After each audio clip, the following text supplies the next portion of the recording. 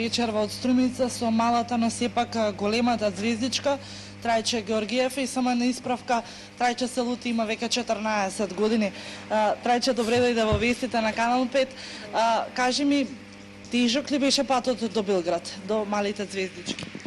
Па, мене за почеток не. Бидејќи бев многу возбудени. Веќе имаш серија на настапи во Белград.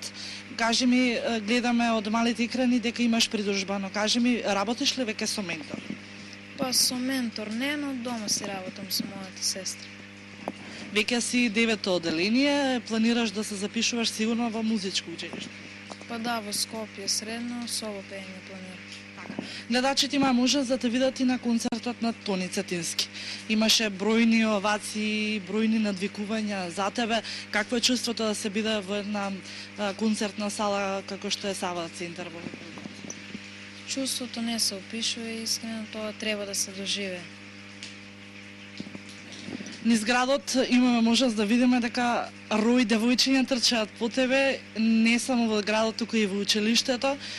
Веќе си центар на вниманието кај помладата популација, но секако и кај повозрастните.